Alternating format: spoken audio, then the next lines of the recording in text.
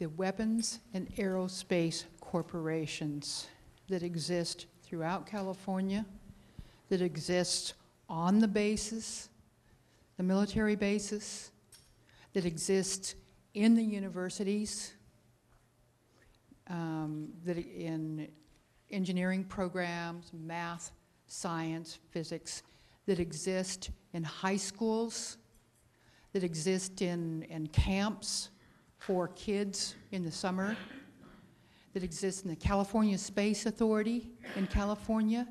Should we also know some of those corporations like Raytheon, or what can we do about those? Because we have been focusing on the bases, the military bases. How can we turn some focus at least to these weapons and aerospace corporations?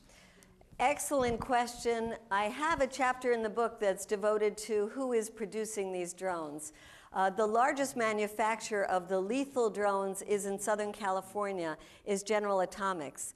And we have had some protests there, but they've been small. We need to make them bigger. We've also taken some of the protests to the home of the CEO of General Atomics, which I think is great.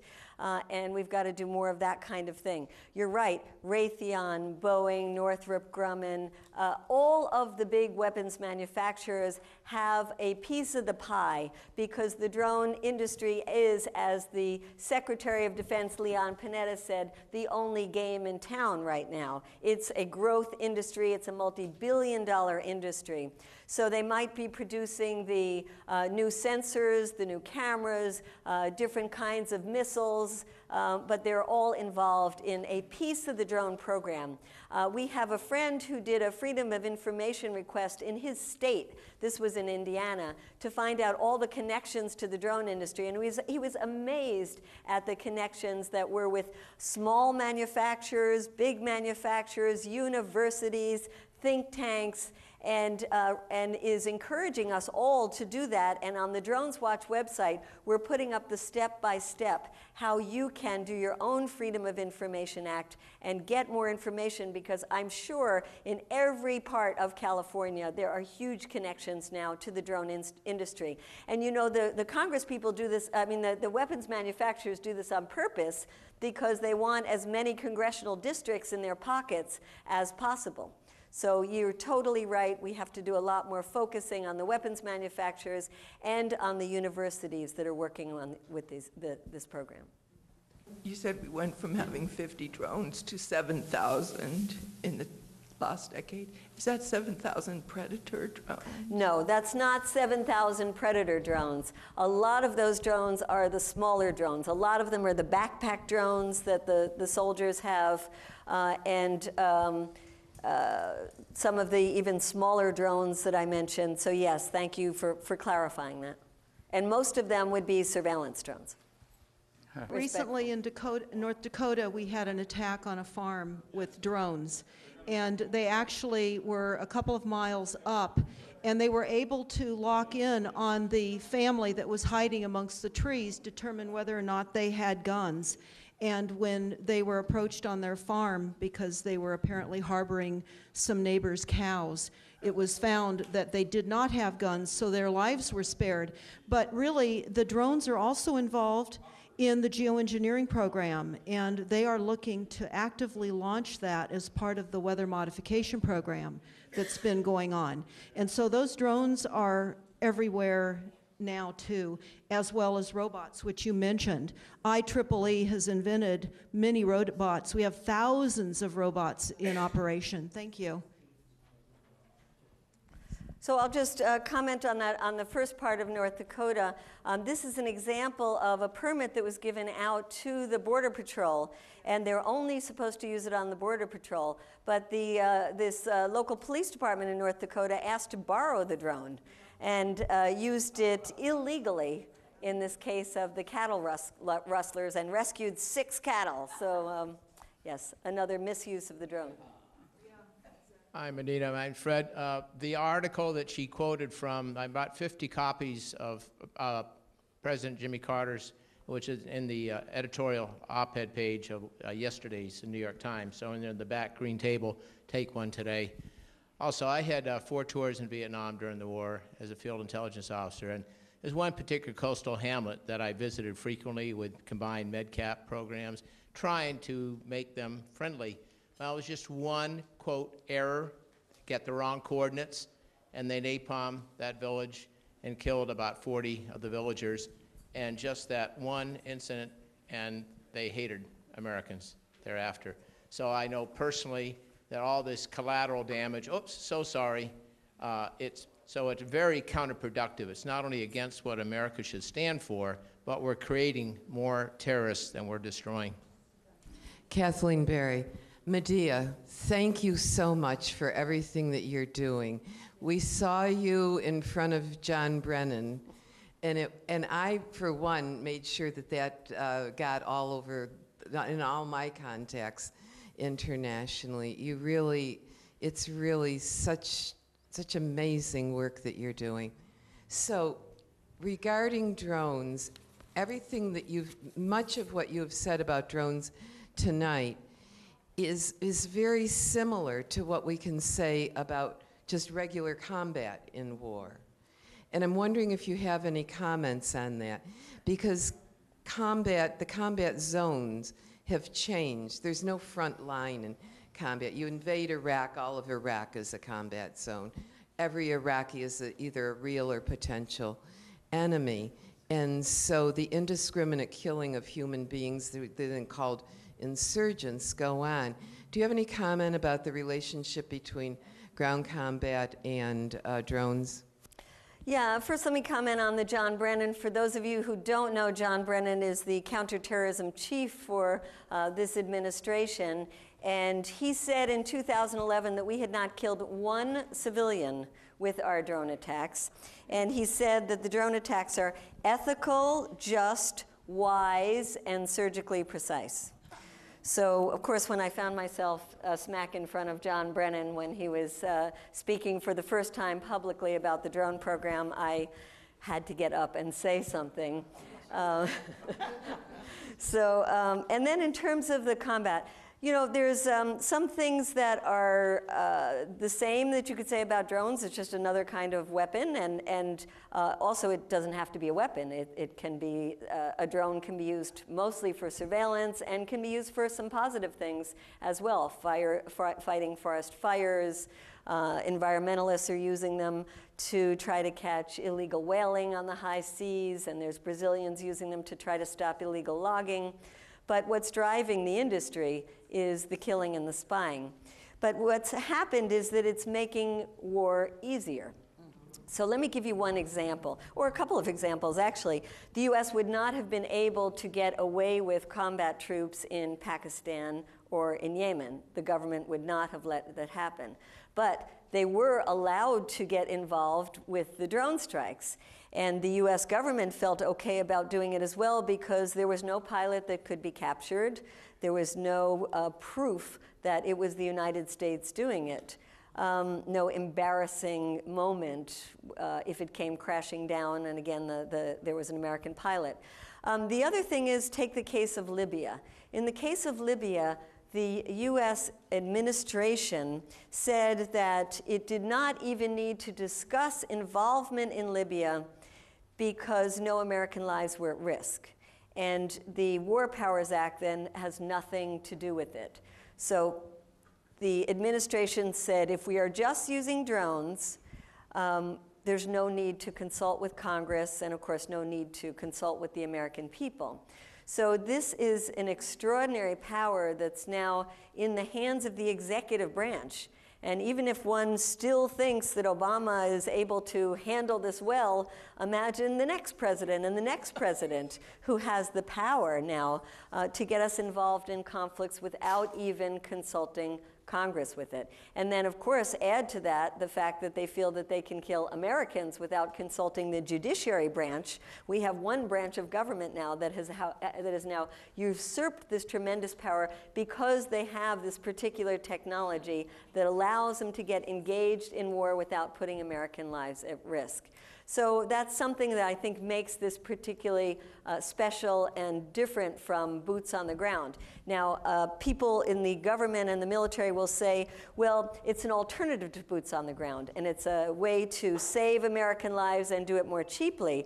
But I would say that probably what we're going to see in the coming years is the drones are the opening wedge in new combat that is going to lead to more troops on the ground, because you're going to find that you just can't solve the problem with the drone strikes, and then you send in the troops. Is the International Criminal Court involved in, you showed this Pakistani lawyer, but is there International Criminal Court action going on? Well, the U.S. is not a signatory to the International Criminal Court, and so you can't bring anybody from the United States before that criminal court, since it's not recognized by our government. Here, one more over here. The International Criminal Court is for other war criminals, not our war criminals. Yeah, Medea, good job tonight. These drones have been in use for quite some time, and we've looked at them as good things. Like if you're watching a NASCAR race or Indianapolis 500, you get these spectacular shots of the cars racing down the track, and you wonder, how do they do that? Well, they're doing it with a remote-controlled helicopter with a camera on it. So they're certainly very efficient at watching what's going on in the ground. My question about drones is these high-flying jets that leave toxic trails of chemicals over us every day, are any of those being flown as drones, or are they actually manned aircraft? And of course, I'm talking about the chemtrail. Yeah. As far as I know, they are not drones. But again, we don't have all of the information from the FAA. We just have bits and pieces of information. And that's part of why this program is so problematic, because it's done in secret. Hi, Medea. Thank you for your work. I want to know, is there some cost analysis of what these drones are costing, and where can we access that information? I mean, how much of the Pentagon budget at this point is ascribed to drones? Yeah, good question. And remember, it's not just the Pentagon budget, because it's the CIA who has drones, and we have no idea what the cost of that is. Homeland Security has drones, the FBI has drones, Border Patrol has drones. All we know is that it's now about a $6 billion business, and it's going to be doubling by 2018, and then tripling very quickly after that. There are, in terms of cost analysis, I have a section of the book that looks at the costs, and it was hard to get this information. It seems that we've been sold a faulty bill of goods in terms of how cheap these drones are, because they say, well, you can get a drone for only $15 million. That's nothing. That's a drop in the bucket. There's a lot of buts to that. Counterintuitive, you need more manpower to run a drone than you do an aircraft with a pilot in the cockpit. You need a huge number of people who are not only in the base where the drone is taking off, the maintenance, there's an hour maintenance needed for every hour in the air. Then there's the pilots and the people who are doing looking at the thousands of hours of data that's being accumulated. And the other thing is that these drones are in the air much more than any other vehicle would have been in the air, because we can keep them in the air for a long amount of time. And it seems like it's costing us about $2,000 for every hour they're in the air. And then, of course, there's the cost of the Hellfire missile. They tend to fire many of them at one time, and it's about $75,000 per missile. But there's something more important than that in terms of the cost, and that is how many of them crash. So if, again, it's admitted that a third of them have crashed, that's a lot of crashing. And we saw one of the very expensive drones, a $200 million drone that crashed recently. So the only cost analysis that we've actually seen have not been of the drones that are used to kill people overseas, but the drones that are used at the border, because that's a more open program, and it's actually been studied by the government itself. And I have some statistics in there that where the government services say that these are not cost effective, that for the purposes of catching illegal aliens or drug smugglers, that it's cost an enormous amount of money per illegal alien caught. And this has been to the consternation of the drone industry that certainly doesn't like these cost-benefit analyses. But you can read a section of them in the book, and as I said, it's only where it's not a secret program, and that's the border program. I'm sorry, I think we got...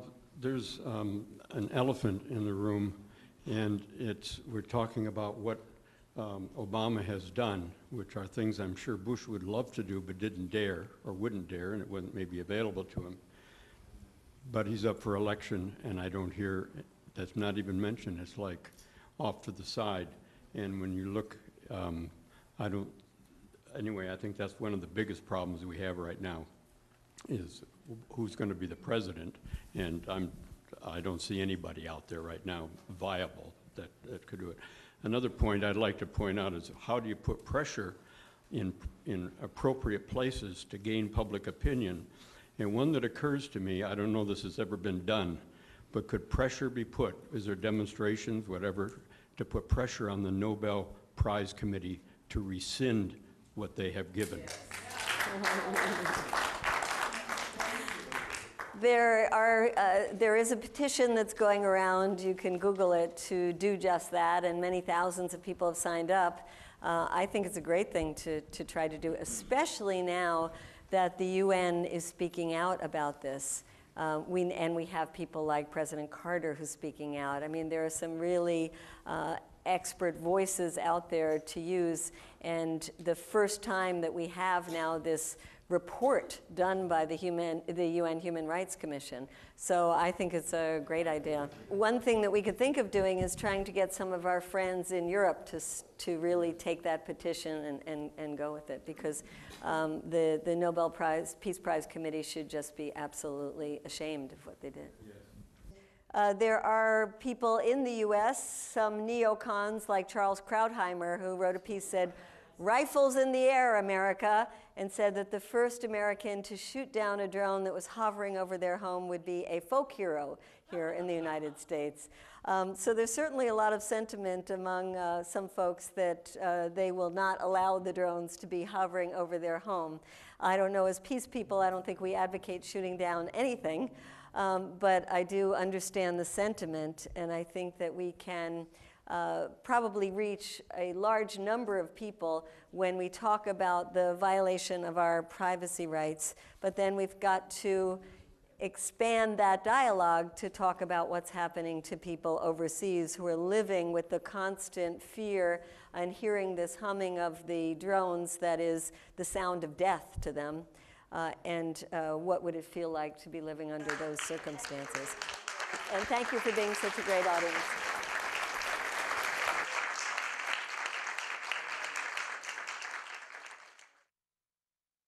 You